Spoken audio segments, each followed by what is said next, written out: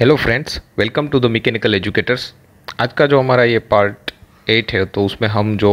Nozzle और impact jet है उसके बारे में हम चर्चा करेंगे कि जो इम्पैक्ट ऑफ जेट जो भी इंक्लाइन प्लेट है और वो भी स्टेशनरी है, उस पर जो उसकी जो असर होती है और इफ़ेक्ट होती है वो क्या होती है। उसके साथ जो भी फोर्स लग रहे हैं उसकी हम आज चर्चा करने वाले हैं। तो स्टार्ट करते हैं हमारा लेक्चर।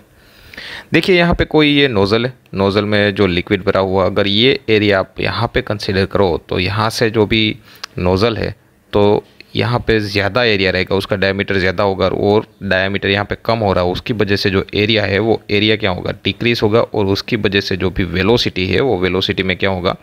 चेंज आएगा, और जो प्रेशर है वो प्रेशर भी क्या होगा, चेंज होगा। ठीक है,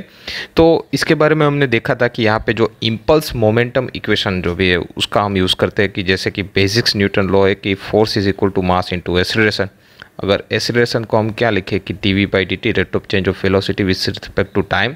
तो इसी इक्वेशन में अगर हम वापस इसको पुट करें d v by d t, और अगर मैं इसको कुछ ऐसे लिखूँ एम डी टी, और ये the rate of change of velocity, अगर वेलोसिटी वी इन हो रही है, ये जो भी वेलोसिटी दिखाएगा क्या दिखाएगा, जो लिक्विड और जो भी जेट है तो जेट की वेलोसिटी दिखाएगा, और जो भी वेलोसिटी हो रही वी आउट, अगर मैं इसको दिखाऊँ तो इसको किसके द्वारा डिनोट कर सकता हूँ, एम डॉट, जो कि क्या दिखाएगा, मास फ्लो रेट। और ये v in minus we out, ये जो भी है हमारा बेसिक इक्वेशन हो गया। अगर मैं मास फ्लो रेट को डेंसिटी के फॉर्म में ऐसे लिख सकता हूँ, रो Q where V in minus V out, so F is equal to rho Q, और Q यानी कि जो फ्लो रेट दिखाएगा वो हम लिख सकते हैं area into velocity, so V in minus V out. So this is the our basic equation. इसका यूज़ करके हम क्या करेंगे कि जो भी फॉर्मूला और जो भी फोर्स है वो फोर्स का एनालिसिस करेगी। ठीक है, सपोज कीजिए कि जो ये नोज़ल है, नोज़ल में से जो लिक्विड है कुछ, उसका जो भी जेट है कुछ इस तरह से फ्लो हो रहा है, और वो ये स्ट्राइक कर रहा है ये जो भी स्टेशनरी प्लेट है, जो भी फिक्स्ड प्लेट है हम बोल सकते हैं उसको, तो उस पर स्ट्राइक कर रहा है। डायग्राम में अगर ड्रॉ करें कि सपोज कीजिए कि ये प्लेट है और उस पर कोई 90 डिग्री या नॉर्मल, और you can say along to this surface जो भी फोर्स लग रहा है, से फॉर एग्जांपल इसको हम बोल दे एफ एन। अगर इसको मैं इस डायरेक्शन में एक्सटेंड कर दूँ एफ एन को, और ये जो प्लेट है, ये हमारी प्लेट है, ये प्लेट थीटा एंगल पे है। अगर जो हॉरिजॉन्टल डायरेक्शन अगर हम ले, और you can say the direction of the x direction में, तो उसके रेफरेंस में जो भी एंगल होगा प्लेट का वो क्या होगा, थीटा निकल के आएगा। और ये एफ एन जितना फोर्स लग रहा है in the direction of the 90 degree, और you can say the along the plate, अगर ये एंगल थीटा है तो ये एंगल भी क्या हो जाएगा, थीटा हो जाएगा। तो फिर ये एंगल 90 माइनस थीटा होगा। हमें पता है कि कोई एंगल पे फोर्स लग रहा है तो उसके दो कंपोनेंट निकल के आएंगे, जैसे कि एक्स डायरेक्शन में कंपोनेंट रहेगा एक, और दूसरा कंपोनेंट रहेगा वाई डायरेक्शन में। तो जो भी एक्स डायरेक्शन में कंपोनेंट रहेगा उसकी मैग्नीट्यूड क्या होगा, F N into sine theta, और जो वाई डायरेक्शन में कंपोनेंट रहेगा उसका मैग्नीट्यूड क्या होगा, F N into cos theta. तो ये हमें बेसिक पता है यहाँ तक। उसके बाद ये जो डायग्राम है इसका ही यूज़ करके हम अगर एफ एन की वैल्यू निकालें कि सपोज की जो भी वेलोसिटी इन हो रही है, यहाँ पे आप एरिया कंसीडर कर लीजिए सेक्शन 1 और यहाँ पे थ्रू आउट द वेलोसिटी क्या रहेगी, इस पॉइंट तक द वेलोसिटी v जितनी हो रही है, और हम उसको बोलेंगे v इन। ठीक है, फ्लूइड कुछ इस डायरेक्शन में स्प्रेड होगा, और यहाँ पे जो पॉइंट 2 के पास जहाँ पे स्ट्राइक करने के बाद जो भी वेलोसिटी निकल के आएगी, you can say the velocity is equal to 0। तो यहाँ पे पॉइंट 2 के पास जो भी वेलोसिटी की वैल्यू होगी वो कितनी हो जाएगी, 0 हो जाएगी। तो हम मान के चलते यहीं एक्स एन डायरेक्शन में अगर हम निकाले फोर्स, तो एफ एन इसको हम वेलोसिटी वेक्टर के थ्रू दिखाए, तो ये जो वेलोसिटी की वैल्यू हो रही है वी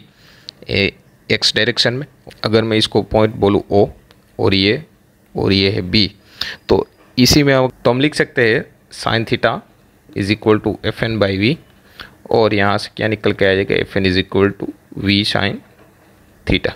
तो ये वैल्यू हम जो भी हमारा इक्वेशन है बेसिक्स उसमें पुट करेंगे। अगर आप दिखे यहाँ पे,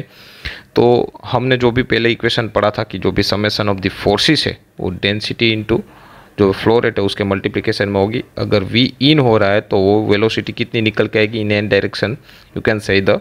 v इन v साइन थीटा, और जो आउट हो रही है पॉइंट 2 जो भी वेलोसिटी है उसकी वैल्यू हमने क्या लेके रखी है, 0। So F N is equal to rho A V sine theta. अगर ये वी इसके साथ मल्टीप्लिकेशन में जाए तो क्या हो जाएगा, F N is equal to rho A we square sine theta. तो इतना एन डायरेक्शन में, और you can say along the plate जो भी 90 डिग्री पे फोर्स लग रहा है वो लगेगा। अगर इसके दो कंपोनेंट है एफ ऑफ एक्स और एफ ऑफ वाई, उसका फोर्स हम निकाले तो एक्स डायरेक्शन में जो भी फोर्स निकल के आ रहा है F of x is equal to you can say F on sine theta, और एफ एन की जो वैल्यू है अगर हम ये जो वैल्यू है इस इक्वेशन में पुट आउट कर दे तो rho A we square sine theta into sine theta you can say rho A we square sine square theta, और in Y direction F N की जो भी वैल्यू है अगर हम उसको पुट कर दे तो rho A we square sine theta into cos theta. तो ये डायरेक्ट फॉर्मूला आप याद रख सकते हैं, ये फॉर्मूला डायरेक्टली आपको एग्जाम में या एमसीक्यू में पूछ सकते हैं। ठीक है, तो ये जो हमने एनालिसिस किया वो जो स्टेशनरी प्लेट है उसके पे जो भी फोर्स लग रहे इंक्लाइन स्टेशनरी प्लेट उसका था। अगर हम नेक्स्ट चले तो जो भी प्लेट है अब स्टेशनरी की बजाय मूविंग कर रही है, सपोज़ कि वो कुछ इस डायरेक्शन में मूव कर रही है, तो यहाँ पे जो भी जेट से जो फ्लो होगा तो जो भी फ्लो होने के बाद जो जैसे ही वो प्लेट पे इम्पेक्ट होगा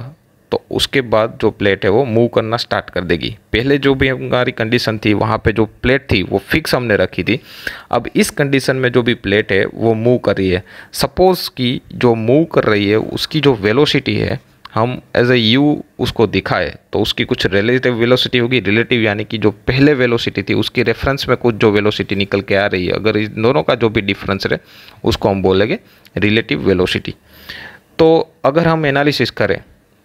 अगर हम देखें कि जो भी फोर्स लग रहा है वो एक्स डायरेक्शन में वो कितना लगेगा, rho Q V in minus we out, ये जो हमारा बेसिक इक्वेशन था वो उसमें ही अगर बाकी सब वैल्यू पुट कर दे तो यहाँ पे जो वेलोसिटी होगी से फॉर एग्जांपल वी है और मूविंग होने के बाद जो वेलोसिटी हो रही यू, तो हम वेलोसिटी की बजाय क्या कंसिडर करेंगे, रिलेटिव वेलोसिटी, और रिलेटिव वेलोसिटी कितनी आएगी, वी माइनस यू। तो यहीं इस इक्वेशन में जो भी जहाँ पे भी वेलोसिटी आ रही तो वेलोसिटी की जगह हम क्या पुट करेंगे, relative velocity v minus U और रो ए वी माइनस यू, और इनिशियल वेलोसिटी थी जो भी v जितनी हो रही थी वहाँ पे हम क्या पुट कर देंगे v माइनस यू, और final velocity at put the to we can say the velocity the value is equal to 0। सो जो भी x डायरेक्शन में फोर्स निकल के आएगा rho A V minus U square. अगर हम वर्क पर सेकंड में कंसिडर करें तो हमें क्या करना पड़ेगा कि जो भी वर्क है उसको जो फोर्स निकल के आ रहा है उसको हम वेलोसिटी से मल्टीप्लाई कर दें, तो हमारी जो भी प्लेट की वेलोसिटी है यू जितनी है तो जो भी वर्क निकल के आ रहा है कितना होगा, rho A V minus U square relative velocity into multiplication U. तो ये पर सेकंड में जो भी वर्क मिल रहा है वो हमें देगा, और यहाँ पे जो हम जो इनपुट में एनर्जी दे रहे हैं वो कितनी होगी, तो काइनेटिक एनर्जी जितनी होगी तो हम लिख सकते हैं कि 1/m v स्क्वेयर, और यू कैन से जो भी m है उसकी वैल्यू हम क्या पुट कर सकते हैं, रो ए वी द्वारा। हमने देखा था अगले लेक्चर में कि ये कैसे m की वैल्यू ये रो ए वी के फॉर्म में हम लिख सकते हैं, और ये v स्क्वेयर में मल्टीप्लिकेशन में जाए तो क्या निकल के आएगा, rho A V cube by 2। अगर हम एफिशिएंसी की बात करें